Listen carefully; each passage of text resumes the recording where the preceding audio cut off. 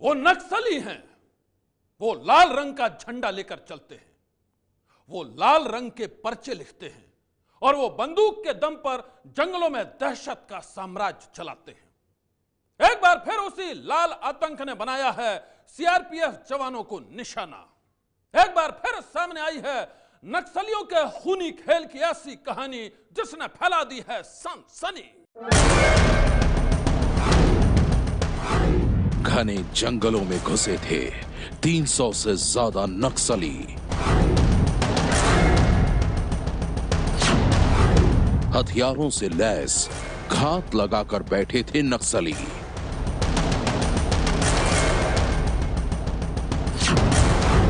गांव वालों को भेजकर करवाई सीआरपीएफ की जासूसी।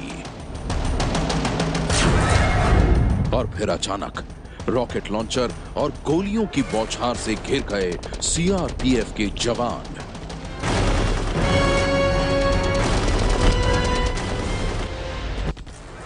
ये नक्सलियों का जवानों पर किया गया साल का सबसे बड़ा हमला था। इस हमले के लिए नक्सलियों ने किस तरह जाल बिछाया था, इस हमले का सीआरपीएफ के जवानों ने कैसे मुंह तोड़ जवाब दिया और कैसे नक्सलियों से लड़ते लड़ते सीआरपीएफ के 25 जवान शहीद हो गए। ये पूरी कहानी थर्रा देने वाली है। सीआरपीएफ के जिन जवानों ने गोलियों की बौछार के बीच नक्सलियों का बहादुरी से मुकाबला किया, जिन्होंने हमले के दौरान अपने साथियों को शहीद होते हुए देखा, आप खुद सुनिए उन जवानों की हिला देने वाली आप भी थी।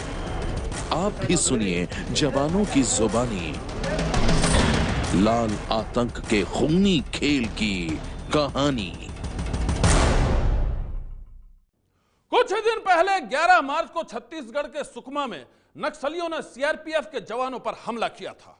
उस हमले में 12 जवान शहीद हो गए थे, लेकिन यहां तैनात सीआरपीएफ के जवानों को शायद इस बात की भनक नहीं थी कि वो नक्सली एक और बड़े हमले की तैयारी में लगे हैं। आज दोपहर सुकमा के चिंता गुफा के पास काला पत्थर इलाके में सीआरपीएफ की 74वीं बटालियन के जवान अपनी निगरानी में सड़क बनवा रहे थे। उसी दौरान अचानक नक्सलियों ने उन्हें घेर लिया। नक्सलियों के हमले में जख्मी ये हैं सीआरपीएफ के जवान कांस्टेबल शेर मोहम्मद। शेर मोहम्मद ने नक्सलियों से बड़ी बहादुरी से लोहा लिया है। शेर मोहम्मद के मुताबिक नक्सलियों ने हमले से कुछ देर पहले गांव वालों को भेजकर सीआरपीएफ जवानों की सही लोकेशन का पता लगाया था और जिस जगह पर सड़क बनाने का काम चल रहा था वहां अचानक करीब 300 नक्सली आधम के। वहाँ पे सड़क निर्माण का काम चल रहा था जो कि सीआरपीएफ प्रोटेक्शन दे रही है वहाँ पे।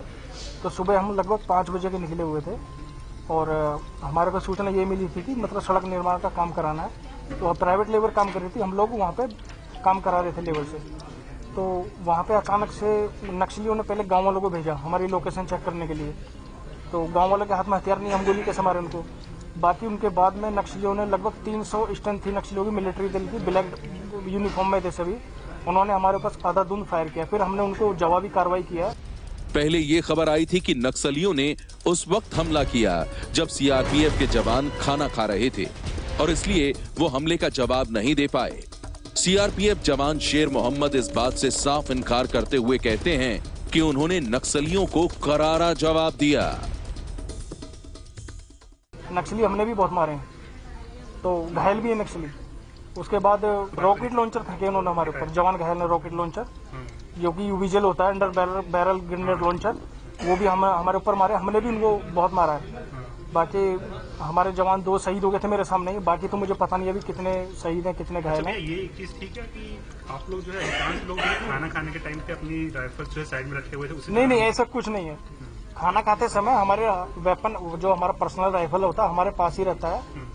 अगर साइड में रख देंगे तो फिर वो तो मौत को दावत देना है, ऐसा कुछ नहीं था। हमारे पास पर्सनल राइफल हमारे पास 24 घंटे रहती है। और जब वहाँ दिखाई दिए नक्सली हमारे को, उन्होंने फायर किया, फर्स्ट हमारे ऊपर गोली मारा, फिर उनको जवाबी कार्रवाई हमने की। हमने भी बहुत मारे नक्सली। अचानक से हुआ हमला, इस कारण नुकसान ज्यादा हुआ है। अचानक से हमला हुआ और 300 नक्सलियों की स्ट्रेंथ थी।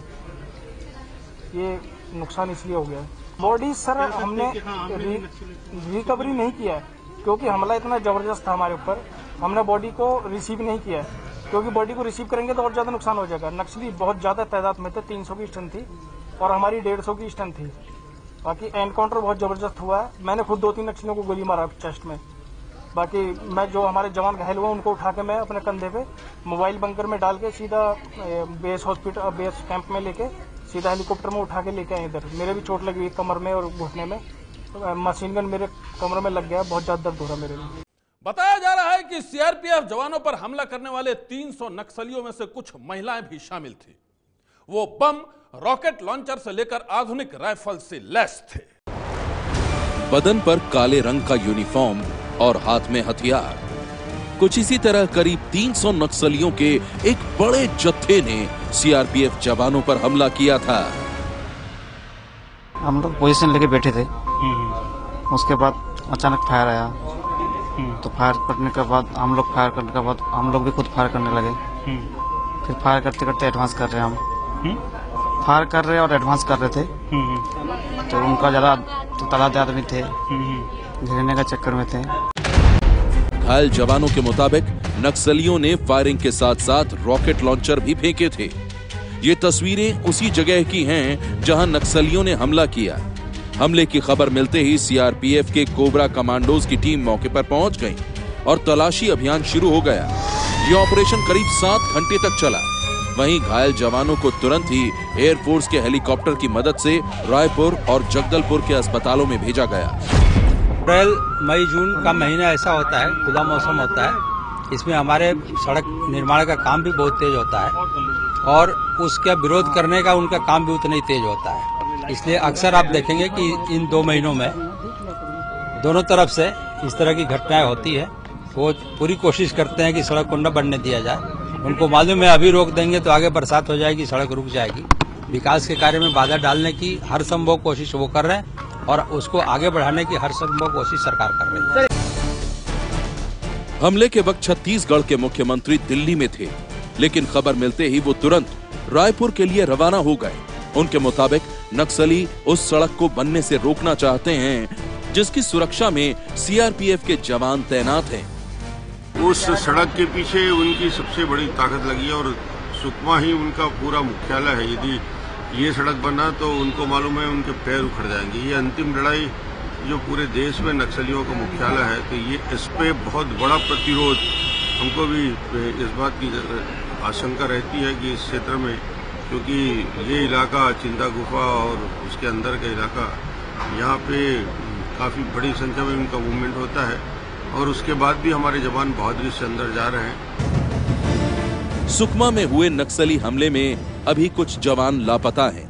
जानकारी के मुताबिक नक्सलियों ने जवानों के हथियार भी लूटे हैं। हालांकि सीआरपीएफ जवानों की जवाबी कार्रवाई में कई नक्सलियों के भी मारे जाने की खबर है।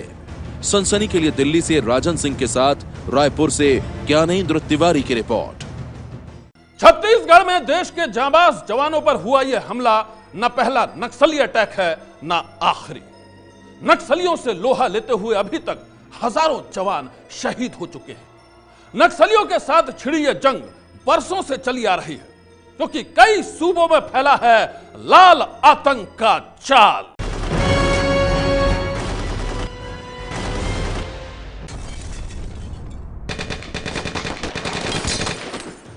देश के करीब 1 दर्जन राज्यों में फैला हुआ है लाल आतंक का जाल।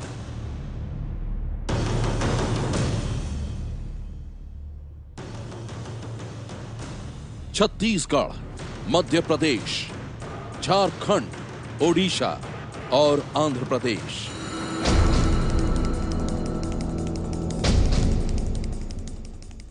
इन तमाम राज्यों में दर्जनों जिले नक्सली हिंसा की चपेट में हैं। लेकिन सीआरपीएफ के जांबाज जवानों का सबसे ज्यादा खून बह रहा है छत्तीसगढ़ के सुकमा में।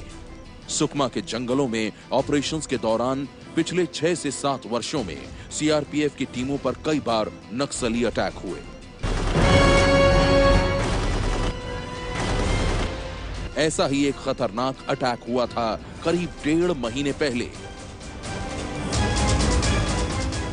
11 मार्च को हुए उस नक्सली हमले में सीआरपीएफ के 12 जवान शहीद हुए थे। नक्सलियों ने उस दिन भी आज की तरह ही साजिश का जाल बिछाया था। करीब 1.5 महीने पहले भी नक्सलियों ने बंदूक के दम पर सुकमा के जंगलों में रोड बनाने का काम रुकवा दिया था। 11 मार्च को सुबह करीब 9 बजे सीआरपीएफ की 219 बटालियन के जवान रोड ओपनिंग टास्क के लिए वहां पहुंचे थे। जंगलों में घात लगाकर बैठे नक्सलियों ने कुछ ही देर बाद सीआरपीएफ की रोड ओपनिंग टीम पर धावा बोल दिया। नक्सलियों को मुंह तोड़ जवाब देते हुए सीआरपीएफ के 12 जवानों ने अपने प्राणों का बलिदान दे दिया। उस हमले में 2 जवान जख्मी हुए थे।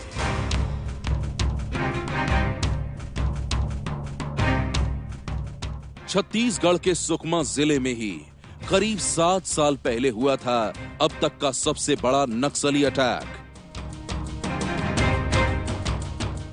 6 अप्रैल 2010 को हुए उस नक्सली हमले में सीआरपीएफ के 76 जांबाज जवान शहीद हुए थे। साथ ही 2 पुलिस वालों की भी जान चली गई थी। उस हमले की तस्वीरों ने पूरे देश को दहला दिया था।